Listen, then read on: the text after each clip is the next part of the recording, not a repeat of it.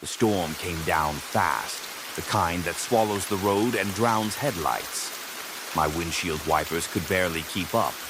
I was maybe 15 miles outside of town, somewhere between nowhere and nothing, when I spotted the flickering neon sign. It was an old gas station, abandoned or barely alive. But I couldn't keep driving. The rain was too much. I pulled in, engine sputtering, as I rolled under the rusted awning. The interior was lit by a single humming light.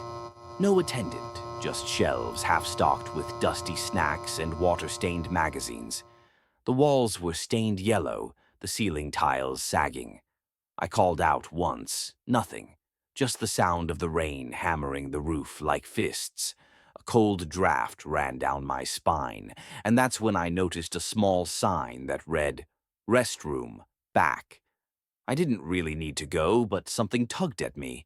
Maybe curiosity, maybe nerves, maybe just a need to prove to myself that this place was harmless.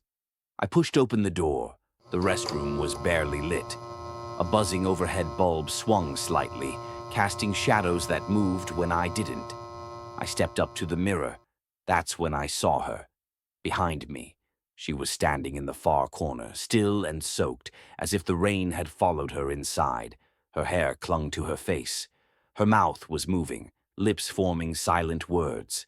No sound, just movement. Her eyes met mine in the reflection. I spun around. Nothing. The stall doors were all open. The room was empty. My chest tightened. I didn't want to scream. I just wanted to not be here anymore. I backed out of the restroom and nearly slipped on the wet floor. Then I heard it. Footsteps. Bare, wet ones. Slapping softly against tile, coming from behind me. I didn't turn around. I couldn't. I bolted out of the gas station and into the storm, heart pounding so hard I felt it in my throat. The rain hit like needles. I fumbled with my keys, dropped them, picked them up, then finally flung the door open and got into the car. Lock, lock, lock. I sat there, breath fogging the window, gripping the wheel. The lights inside the station were still on, glowing faintly through the rain like an eye that refused to blink. I half laughed, nervous and shaking, telling myself it was a trick of the light, a shadow, my own reflection, maybe the storm messing with my head. Then my phone lit up. Voicemail. One new message. It was from my own number. I stared at the screen, cold dread rooting me to the seat. My thumb hovered over play. I told myself it was nothing. A glitch. Maybe I had pocket-dialed myself somehow. But I had to know. I hit play. At first, all I heard was static, wet, garbled, like something underwater. Then behind it, something else. A voice. Software familiar. I'm still inside. My blood went cold. It was my voice. I dropped the phone. In the gas station window, through the sheets of rain, the restroom light flickered. And I swear to God, for just a moment, I saw her again, standing by the mirror, smiling. I've always liked the rain. It makes the world quieter, softer.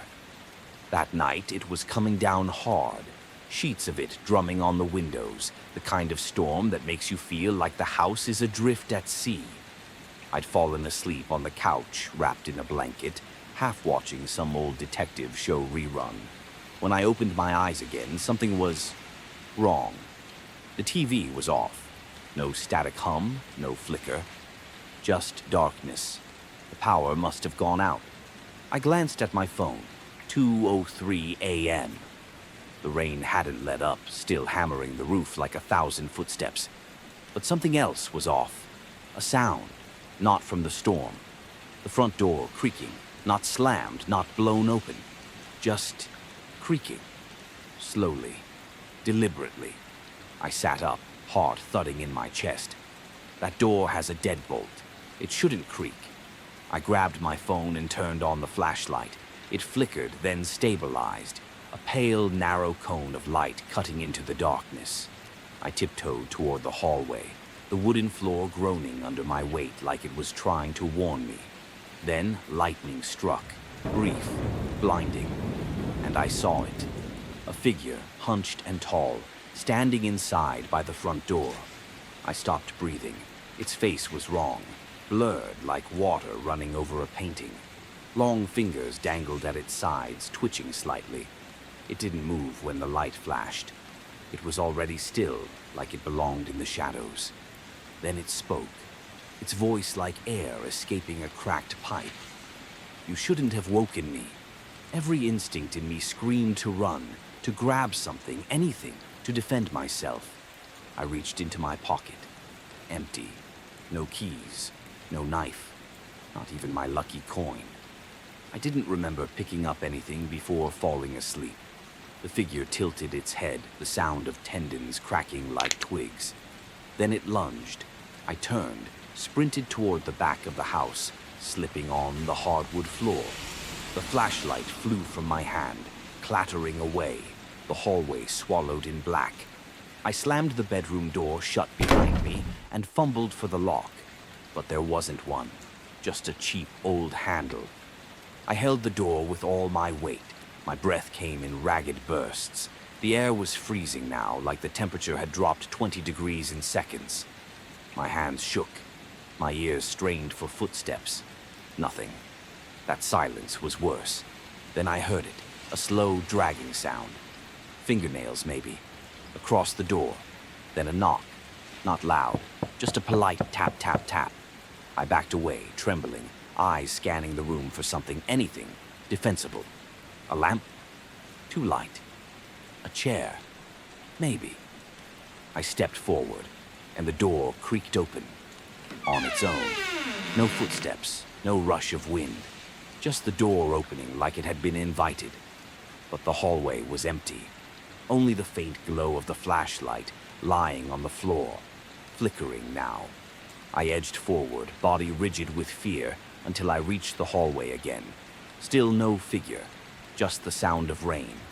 I crouched, picked up the flashlight, and noticed the front door. Shut, bolted. How? I backed into the living room. The couch was just how I left it, the blanket still warm. Maybe I imagined it all, a dream, a night terror, my mind trying to fill in the gaps left by sleep. Then I saw it, the coffee table, and the note sitting on top of it. Cream-colored paper, ink so black it looked wet. I walked over, stomach churning. The note was folded neatly, deliberately. I picked it up, hands shaking, and opened it. Only 5 words, written in impossibly neat handwriting. "I live here now. Jay." I stared at it.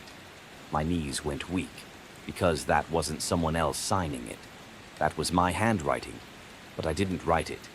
And as the flashlight finally died, leaving me in pitch black, I heard it again, just behind me. Breathing. They never found signs of forced entry. Just Jason, slumped against the wall. Heart stopped, eyes wide, mouth agape, like he'd seen something that broke him. Only the note remained. I always hated storms.